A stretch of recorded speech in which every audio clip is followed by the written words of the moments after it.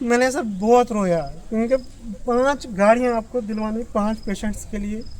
और वो ये मैं नहीं रोता हूँ, ये मैंने जो यहाँ देखा 5 सालों से गरीब कि डीसी साहब ने मेरे साथ एक सिविल सर्विस का एग्ज़ाम भी हमने साथ लिखा है। मुझे पता है डीसी साहब के काम बहुत अच्छे हैं, ऐसा नहीं। इस समय associated hospital government medical college Doda में मौजूद है।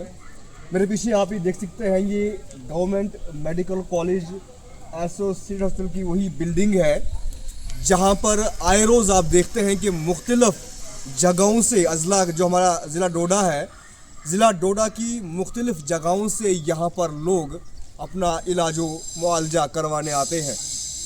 कभी कभार यहाँ पर कई बातों पर बहस हो जाती है, कभी कभार यहाँ की जो पॉजिटिविटी है उसको भी लाया जाता है और नेगेटिविटी को भी बाहर लाया जाता है। यहाँ एक शख्स हमारे साथ इस वक्त मौजूद है जो कि समाजी कारकुन हैं, इनका नाम सजाद हुसैन है। इनसे हम इस विषय पे तफसीली बात करते हैं कि आखिरकार जीएमसी डोडा में जो मामलात आए रोज़ होते रहते हैं उस विषय पे इनका क्या कहना है, क्योंकि यहाँ पर जो हमें ज़राया से इतलात मौसूल हुई और लोगों ने भी हमें ये बात बताई कि कार्डियोलॉजिस्ट की यहाँ पर पोस्ट नहीं है जीएमसी डोडा में। इस विषय पे प्रिंसिपल जीएमसी डोडा से भी हमारी बात हुई, उन्होंने क्या कहा वो तमाम तर बातें भी आपको हम बताएंगे। लेकिन सबसे पहले हम इनसे बात करते हैं। सर सबसे पहले खैर मकदम है आपका चनाब टाइम्स में। समझना चाहूँगा कि आप यहाँ पर अरसा 4-5 साल से समाजी कारकुन की हैसियत से काम कर रहे हैं। जीएमसी डोडा में भी आपको हम आए रोज़ देखते हैं, लोगों की मदद आप करते हैं किसी भी एतबार से हो। उस विषय पे आपका क्या कहना है कि ज़िला के मुख्तलिफ जो हमारे तहसील्स हों या ब्लॉक्स हों, पंचायतें हों, लोग यहाँ पर इलाज के लिए आते हैं, लेकिन किन किन मुश्किलात का इनको सामना करना पड़ता है, थोड़ा सा ज़रा वजाहत कीजिए। जी सर, सबसे पहले मैं आपके चैनल का थैंक्स करता हूँ। आप आए और बात जो है कंसर्निंग गवर्नमेंट तक पहुँचेगी, एडमिनिस्ट्रेशन तक पहुँचेगी। सर ठीक, आपने ये कहा कि आप 5-6 सालों से यहाँ आते हो, जीएमसी में आना जाना होता है और मैं एक सोशल वर्क काम करता हूँ। सर देखो, सबसे पहले मैं आपको ये बात बताना चाहूँगा कि जो हमारा डिस्ट्रिक्ट डोडा है, ये आपको मैं ये बताता चलूँगा कि इसकी टोपोग्राफी अगर देखी जाए तो ये सारा माउंटेनस एरिया है, फार फ्लंग एरिया है। कहीं ना कहीं मैं आपको बताऊंगा कि यहाँ पे जो हेल्थ स्ट्रक्चर बहुत कमज़ोर है। अभी आपने जीएमसी डोडा का नाम लिया, यहाँ पे सर बहुत सारी अभी यहाँ पे जो है ऐसी फैसिलिटीज़ नहीं है जो जीएमसी जम्मू के अंदर मौजूद है। उनको अब थोड़ा सा गिनवाएं कि यहाँ पर किस चीज़ की कमी आपको महसूस होती है। देखिए सर, अगर जैसे आपने कहा कि यहाँ कार्डियोलॉजिस्ट जो है डॉक्टर साहब हमारे पास मौजूद नहीं है, तो क्यों नहीं है, ये होना चाहिए। कभी कभार आपको ऐसा भी मिल जाएगा कि वेंटिलेटर्स बहुत कम हैं, होने चाहिए। अगर यहाँ पे अल्ट्रासाउंड एक है तो अगर 2, 3, 4 मशीनें लगाई जाए, 4 डॉक्टर जो है होंगे तो अल्ट्रासाउंड की डेट भी नहीं मिल सकती है। अगर यहाँ पे ऑपरेशन थिएटर एक है या मानो 2 हैं, तो अगर ऑपरेशन थिएटर और यहाँ पे ऑर्गेनाइज़ किए जाएं तो जो हम और भी यहाँ पे डॉक्टर्स लाए जाएं तो यहाँ पे जो पेशेंट्स को डेट मिल रही है 2-2, 3-3, 4-4 महीने, तो वो भी नहीं मिल सकती है। कहीं ना कहीं अगर यहाँ पे जो इंफ्रास्ट्रक्चर पूरा किया जाए तो जो हमारी अल्ट्रासाउंड में डिले है, जो हमारे ऑपरेशंस में डिले हैं, जो हमारे बाकी मामलों में जो डिले है, वो कहीं नहीं रहेगा। और जिस डिले की वजह से पेशेंट सफ़र कर रहे हैं वो अल्लाह ताला जानता है, या फिर हमें कितने फ़ोन्स आते हैं वो हम जानते हैं। सर मैं बलेसा का रहने वाला हूँ। मैं आज भी उस एरिया की बात करूँगा जहाँ के जो 80% जो है लोग यहाँ पे इलाज के लिए आते हैं। वो आप मुझसे सवाल करेंगे क्यों आते हैं, मैं उसका आपको ये जवाब दूंगा कि बदुरा में थोड़ा बहुत, बुरा नहीं है, थोड़ा बहुत कुछ ना कुछ है। टोपोग्राफी के हिसाब से अच्छी जगह है, डॉक्टर्स बैठना पसंद करते हैं।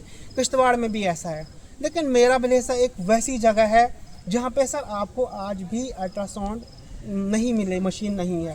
अल्ट्रासाउंड के लिए, अल्ट्रासाउंड और सीटी स्कैन के लिए डायलिसिस का वहाँ पे वो जो है सिस्टम नहीं है वहाँ पे।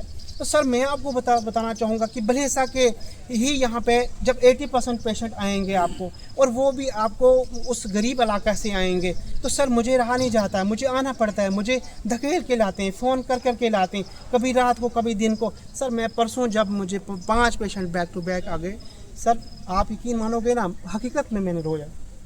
ये वो जगह थी, मैंने सर बहुत रोया, क्योंकि 5 गाड़ियाँ आपको दिलवानी 5 पेशेंट्स के लिए, और वो पेशेंट जो काफ़ी गरीब लोग हैं, जिनके घर में खाने के लिए कुछ नहीं है। जब आपको उस किस्म के लोग फ़ोन करेंगे कि हमारे पास कुछ नहीं है, हमें कुछ करो, सब बेबसी हो जाती है। सवाल देखिए, अगर हमारे हाथ में होता- आपके जज्बात की हम कदर करते हैं। सवाल रोइए नहीं। ये आपकी चीज़ आपकी आपकी आवाज मेरे हाथ में नहीं है सर, ये मैं नहीं रोता हूँ, ये मैंने जो यहाँ देखा 5 सालों से गरीब लोगों का हाल, जो मैंने यहाँ पे देखा किस तरीके से जब उनको रेफर किया जाता है, उनके पास 10 रुपए नहीं होते हैं। देखिए आपकी आवाज को हम जिला इंतजामिया हो, हॉस्टल की जो इंतजामिया है या आला हुकाम जो है, उन तक आपकी आवाज पहुंच रही है।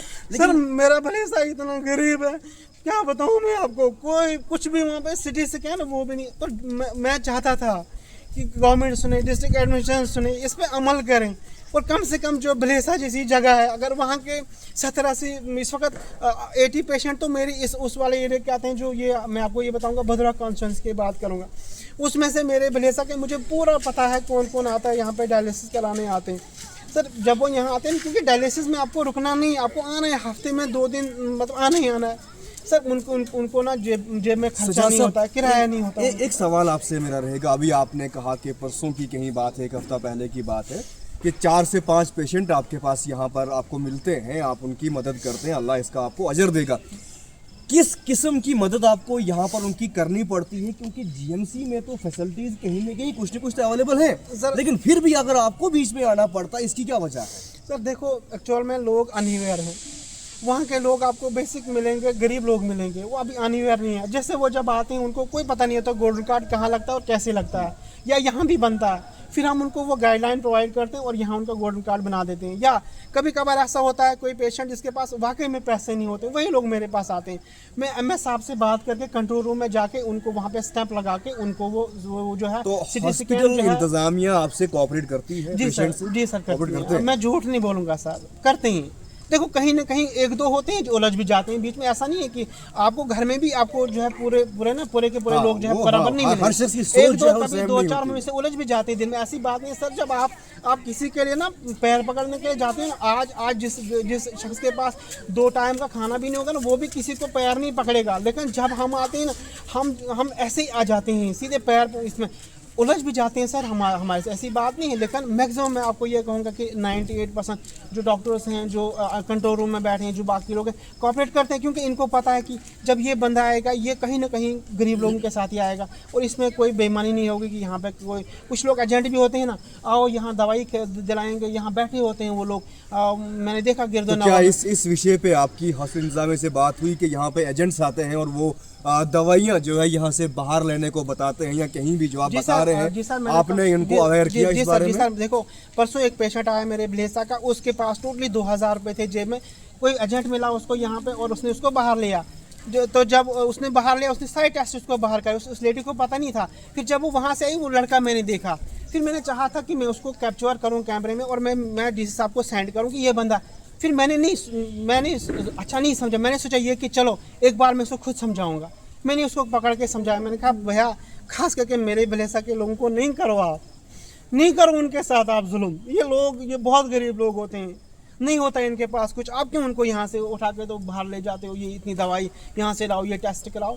तो सर कहीं ना कहीं मैं आपको बताऊँ कि गवर्नमेंट जो है, कंसर्निंग गवर्नमेंट एनसी है, तो मैं ये बताना चाहूँगा उनको, जहाँ भी मैं आपके माध्यम से वो सुन रहे हैं, सकीना तो मैम है, उमर साहब से भी वो इंशाल्लाह मैंने सुना है कि कहीं ना कहीं वो जनाब वाली का दौरा करें, तो अगर उन तक मुझे मिलना हुआ तो मैं ज़रूर उनसे भी ये बात करूँगा। लेकिन फ़िलहाल जहाँ तक हमारे जो यहाँ कंसर्निंग MLAs हैं, तो मैं उनसे भी रिक्वेस्ट करता हूँ कि भैया देखो कराओ कुछ ना कुछ। यहाँ हिंदू की बात नहीं, यहाँ मुस्लिम की बात नहीं, यहाँ हर तबके के लोग आते हैं। और मैं आपको सर ये कहूँगा कि गरीब इंसान का कोई नहीं है। परसों यहाँ पे मेला झमेला लग रहा था बाहर, और एक पेशेंट था, वो मुझे बोल रहा था कि मेरे पास कुछ भी नहीं है खाने के लिए, मैं गैंग्रीन की बीमारी से मुब्तला हूँ, मेरी बेटी की भी वो एक्सीडेंट हुआ है, तो मुझे कुछ नहीं। ऐसे पेशेंट्स आपको मिलेंगे कि क्या बताऊँ।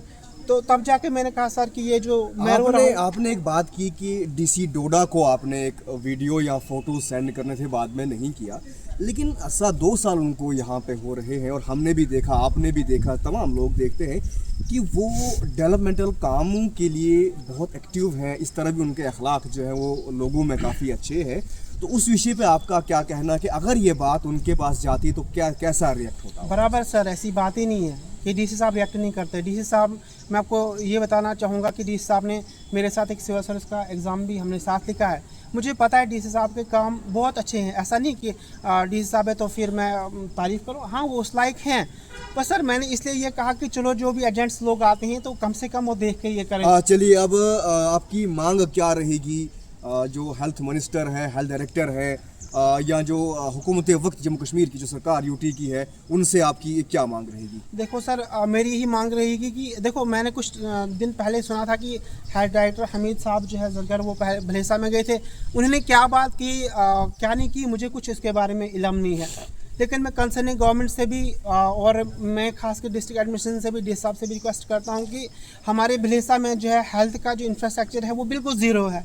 अगर आप ये बताओगे कि 2025 में अभी भलेसा में अल्ट्रासाउंड मशीन हॉस्पिटल में प्रोवाइड नहीं है, या सीटी स्कैन नहीं है, या डायलिसिस यूनिट वहाँ पर नहीं है, तो फिर किस किस्म का? सर मैं समझता हूँ कि कम से कम ये जो GMCs की फैसिलिटीज़ ये अगर मरम्मत में हो, ये GMCs की फैसिलिटीज़ ये अगर हमारे इसमें हमारे महला जो वो वाला धड़ा वाली साइड पड़ती पीछे हो, गुन्ना वाली साइड हो, ये वाली फैसिलिटीज़ अगर कहीं ना कहीं हमें भलेसा के अंदर हो, और ये जो GMC जम्मू की फैसिलिटीज़ अगर यहाँ पे हो, तो कहीं ना कहीं हमारे वो पेशेंट बच जाते हैं कि जिनका ज़िंदगी और मौत का सवाल रहता है। वो घंटों और मिनटों का जो फ़र्क रहता है, कहीं ना कहीं उनमें जो है वो काफ़ी राहत की सांस जो है देखने को मिलेगी। चलिए, बहुत बहुत शुक्रिया। अभी आपने देखा सुना, ये भाई सजाद हैं जिनके जज्बात की हम कदर करते हैं। इनका ये कहना है कि ये काफ़ी अरसे से यहाँ पर समाजी खिदमात को अंजाम देते हैं। जो मरीज़ इस ज़िला की मुख्तलिफ़ जगहों से ज़ेर इलाज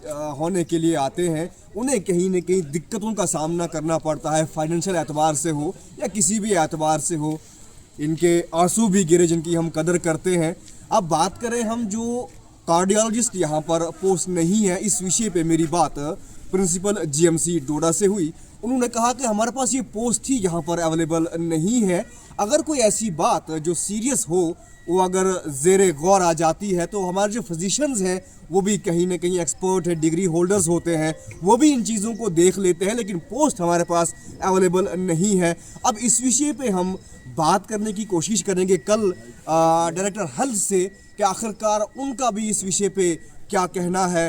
दीजिए मुझे इजाज़त, खुदा हाफिज़।